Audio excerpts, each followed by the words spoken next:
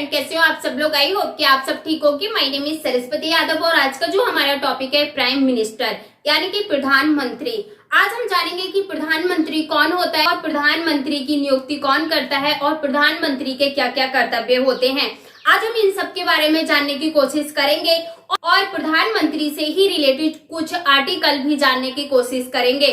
कल हमने पढ़ा था उपराष्ट्रपति से संबंधित कुछ आर्टिकल और कल किसी ने कमेंट बॉक्स में बहुत ही अच्छा क्वेश्चन पूछा था, क्योंकि ऑलमोस्ट ऐसे ही क्वेश्चन एग्जाम्स में पूछे जाते हैं। तो कल किसी ने पूछा था कि ऐसा कौन सा भारतीय है जिन्होंने CGI, prime, vice president and president तीनों के पद एक साथ संभाले थे। फिर उनके मन में क्या आया, आई डोंट नो, और उन्होंने उस क्वेश्चन के लिए ही डिलीट कर दिया और उसके बाद उन्होंने ही उसका आंसर दिया। हो सकता है कि उनको पहले नहीं पता होगा या पता भी होगा, फिर उनको क्या उन्होंने सोचा और उसके बाद उन्होंने उस कमेंट के लिए डिलीट कर दिया। उसके बाद उन्होंने खुद ही आंसर दिया कि मोहम्मद हिदायतुल्लाह मात्र एक ऐसे व्यक्ति हैं जिन्होंने CGI, vice president and president तीनों पद एक साथ संभाले थे और वो मध्य प्रदेश के जस्टिस भी रह चुके हैं। इस तरीके से अगर आप लोग क्वेश्चन करते हो तो रियल में इतना अच्छा फील होता है और मोटिवेशन आता है कि आप क्लास में इन्वॉल्व हो। आप देख लेते हो, क्लास को लाइक भी नहीं करते हो, क्लास कोई भी कमेंट नहीं करते हो, तो ऐसा फील होता है कि आप क्लास में बस ऐसे टाइम पास करने के लिए देखते हो और क्लास में इन्वॉल्व नहीं हो। जिन्होंने भी ये क्वेश्चन किया था और जब मैंने इनका क्वेश्चन पढ़ा था तो मैंने सोचा था क्यों न मैं नेक्स्ट क्लास में इसको एक्सप्लेन करूंगी, लेकिन जब मैंने थोड़ी देर बाद देखा तो उन्होंने उस क्वेश्चन को डिलीट करके उसका आंसर दिया था। तो मुझे बहुत अच्छा फील हुआ। उन्होंने भी ये क्वेश्चन पूछा था, मैं उनके लिए तहे दिल से धन्यवाद करती हूँ कि उन्होंने इस तरीके से क्वेश्चन पूछा, क्योंकि ये डाउट और ये चीज मैंने नहीं बताई थी, क्योंकि इस क्वेश्चन के बारे में मैंने डिस्कस नहीं किया था। तो उनके एक कमेंट से शायद कितने लोगों का डाउट भी क्लियर हो गया होगा। तो थैंक यू फॉर यू। तो अगर आज हम बात करें प्राइम मिनिस्टर की यानी कि प्रधानमंत्री की, तो अगर हम बात करें प्रधानमंत्री की, तो जो हमारा प्रधानमंत्री होता है, जो हमारी संसदीय व्यवस्था होती है, हमारा जो मेन जो हमारा डिस्कशन होगा वो राष्ट्रपति और प्रधानमंत्री को लेके होगा। तो अगर हम बात करें कि हमारा जो प्रधानमंत्री होता है, इसकी जो हमारी जो संसदीय व्यवस्था होती है, इसमें क्या होता है, जो संसदीय व्यवस्था की जितनी भी कार्य शक्ति होती हैं वो हमारे प्रधानमंत्री में निहित होती हैं। तो हमारा राष्ट्रपति होता है, इसमें जो हमारी संसदीय व्यवस्था या जो हमारी संसदीय व्यवस्था कार्य प्रणाली होती है, इसमें जो हमारा राष्ट्रपति होता है भाई एकमात्र प्रमुख होता है। तो अगर हम बात करें संसदीय प्रणाली की, अगर हम बात करें संसदीय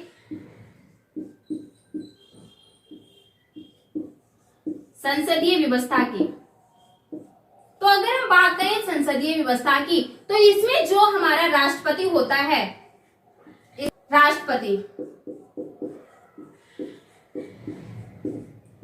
इसमें एक राष्ट्रपति होता है और प्रधानमंत्री।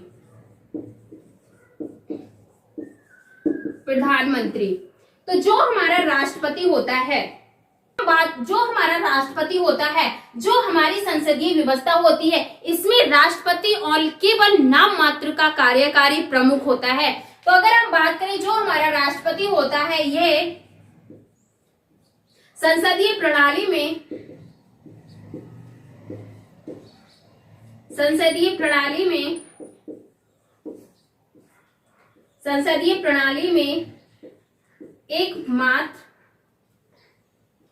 एक नाम मात्र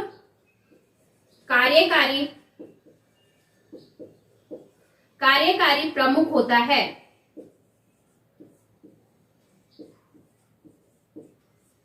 एक कार्यकारी प्रमुख होता है। लेकिन जो हमारा प्रधानमंत्री होता है, जो हमारा प्राइम मिनिस्टर होते हैं, जिनकी संसदीय व्यवस्था की जितनी भी कार्य शक्ति होती हैं, ये हमारे प्रधानमंत्री में निहित है।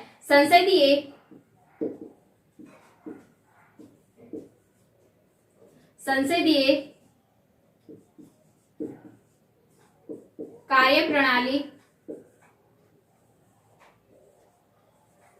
प्रधानमंत्री में निहित होती हैं।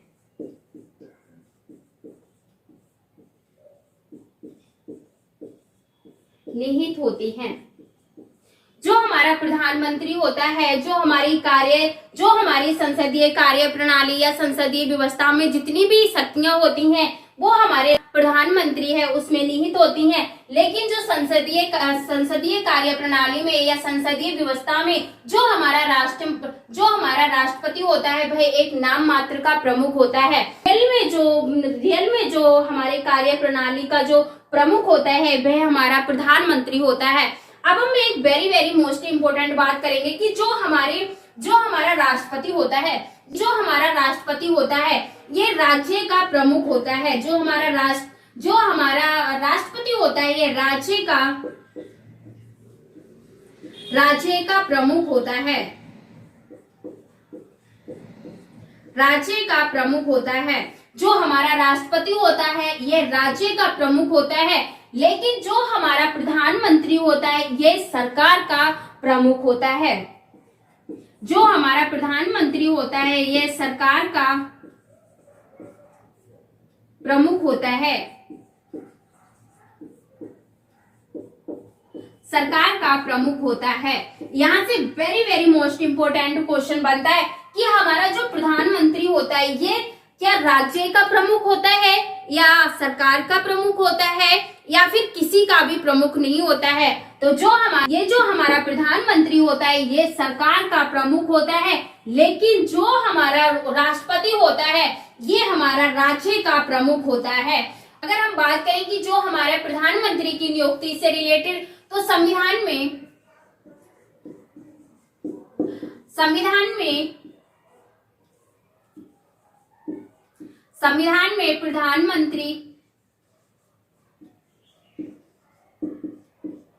प्रधानमंत्री की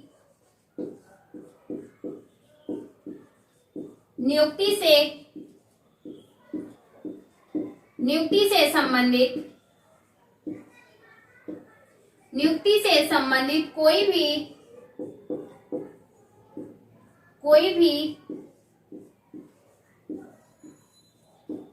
भी प्रक्रिया नहीं दी गई है।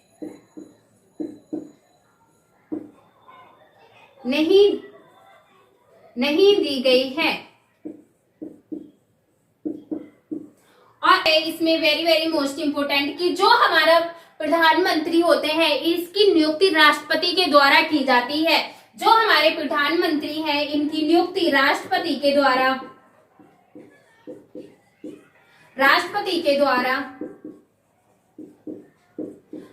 की जाती है।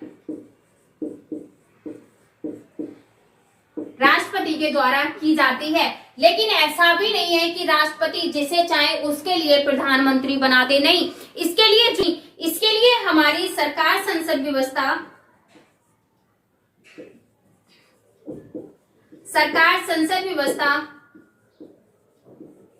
संसद या संसदीय व्यवस्था से जो हमारी सरकारी संसदीय व्यवस्था है इसके अनुसार राष्ट्रपति लोकसभा में बहुमत प्राप्त नेता के लिए प्रधानमंत्री नियुक्त करता है। ऐसे एक very very most important question बनता है कि हमारे जो प्रधानमंत्री की नियुक्ति किसके द्वारा की जाती है। तो प्रधानमंत्री की नियुक्ति राष्ट्रपति के द्वारा की जाती है। क्या राष्ट्रपति अपने मन चाहे व्यक्ति के लिए प्रधानमंत्री बना सकता है? तो नहीं। इसके लिए सरकारी संसदीय व्यवस्था के तहत या व्यवस्था के अनुसार। और हम नेक्स्ट पॉइंट की बात करें तो इसमें द्वारा इस विवेक स्वतंत्रता का प्रयोग प्रथम बार 1979 में किया गया था। तो यहाँ से भी जो हमारा राष्ट्रपति ने विवेक स्वतंत्रता का प्रयोग कब किया? तो राष्ट्रपति ने विवेक स्वतंत्रता का प्रयोग 1979 में किया।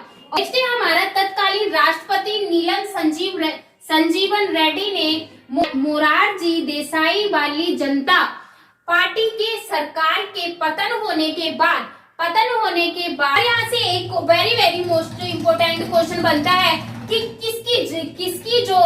किसकी पार्टी थी जिसका पतन हो गया था। तो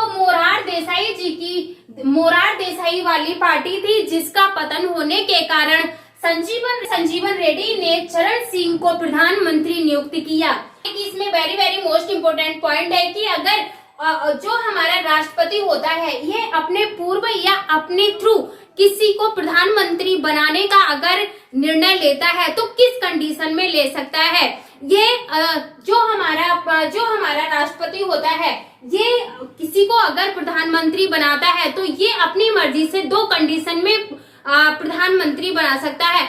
एक कंडीशन है कि किसी जो हमारा पहले का प्रधानमंत्री है, अगर इसकी अचानक मृत्यु हो गई है या हत्या कर दी गई है, तो क्या उसकी मृत्यु हो गई है और उसकी जगह उसका कोई भी उत्तराधिकारी नहीं है, तो क्या करेगा, राष्ट्रपति प्रधानमंत्री की अपनी मर्जी से नियुक्ति कर सकता है।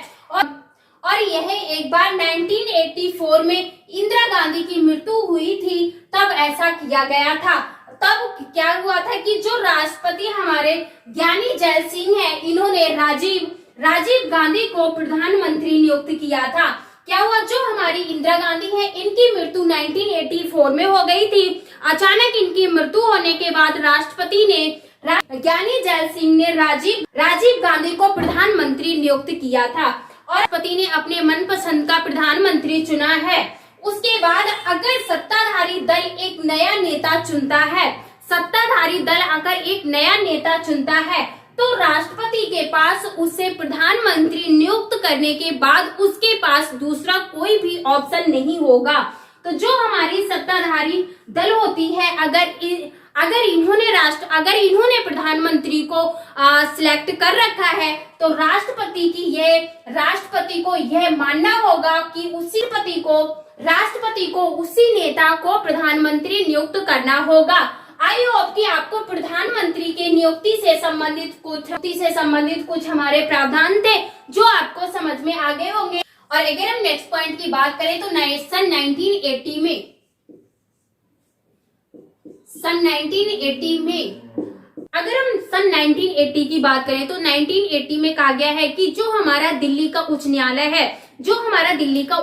है उसमें कहा गया था कि जो हमारा संविधान है, इसमें कहा गया है कि ऐसा आवश्यक नहीं है कि एक व्यक्ति को प्रधानमंत्री बनने से पहले लोकसभा में उसे अपने बहुमत सिद्ध करने चाहिए। ऐसा संविधान में नहीं कहा गया है और कहा गया है कि उपराष्ट्रपति प्रधानमंत्री की नियुक्ति करने के बाद एक समय सीमा के भीतर लोकसभा के अंदर अपने बहुमत सिद्ध करने के लिए कहना चाहिए। अगर हम इनके उदाहरण देखेंगे तो सिंह 1979 में प्रधानमंत्री नियुक्त किए गए थे और बीपी सिंह 1989 में प्रधानमंत्री नियुक्त किए गए थे। अगर हम चंद्रशेखर जी की बात करें तो ये 1990 में प्रधानमंत्री नियुक्त किए गए थे। हम बीपी सिंह नरसिम्हा राव की बात करें तो यह 1991 में प्रधानमंत्री नियुक्त किए गए थे। अगर हम अटल बिहारी वाजपेयी की बात करें तो अटल बिहारी वाजपेयी 1996 में प्रधानमंत्री नियुक्त किए गए थे। अगर हम बात करें एस.डी. देवगौड़ा की तो ये 1996 में प्रधानमंत्री नियुक्त किए गए थे। अगर हम आई के गुजराल की बात करें तो आई के गुजराल 1997 में प्रधानमंत्री नियुक्त किए गए थे। और अगर अटल बिहारी वाजपेयी की बात करें तो यह 19 में प्रधानमंत्री नियुक्त किए गए थे। जो हमारे अटल बिहारी वाजपेयी हैं, इनको 2 बार प्रधानमंत्री बनाया गया था। एक बार 1996 में प्रधानमंत्री बनाया गया था और सेकंड बार इन्हें 1998 में प्रधानमंत्री बनाया गया था। तो यहाँ से very very most important question बनता है कि हमारे जो अटल बिहारी वाजपेयी हैं, इन्होंने प्रधानमंत्री का पद कितनी बार संभाला है, तो इन्होंने प्रधानमंत्री का पद 2 बार संभाला है। या प्रधानमंत्री के पद पर 2 बार इन्होंने कार्य किया है। और यहाँ से एक very very most important question बनता है कि जो हमारे चंद्रशेखर थे, इनको प्रधानमंत्री कब बनाया गया था, तो इनको 1990 में प्रधानमंत्री नियुक्त किया गया था। और यहाँ से एक very very most important question बनता है कि जो हमारे बीपी नरसिम्हा राव है, इनको प्रधानमंत्री कब बनाया गया था, तो इनको 1991 में प्रधानमंत्री नियुक्त किया गया था। ये 3 question very very most important है और ये एग्जाम्स में पता नहीं कितनी बार पूछे गए हैं। कंटिन्यू एग्जाम्स में किसी ना किसी रूप में ये देखने को मिलते हैं। तो आई होप कि आपको ये समझ में आ गए होंगे कि किस व्यक्ति को कब कब हमारा प्रधानमंत्री नियुक्त किया गया था। हमारे प्रधानमंत्री से रिलेटेड जो आर्टिकल है उनके बारे में हम कल की क्लास में चर्चा करेंगे। और अगर आपको क्लास अच्छी लगी है तो प्लीज ज्यादा से ज्यादा लाइक एंड शेयर करें। और अगर किसी भी पॉइंट में कोई भी कंफ्यूजन है तो प्लीज कमेंट बॉक्स में उसके लिए मुझे बताएं। और मिलते हैं अगली क्लास में, तब तक के लिए bye bye, take care, thank you so much.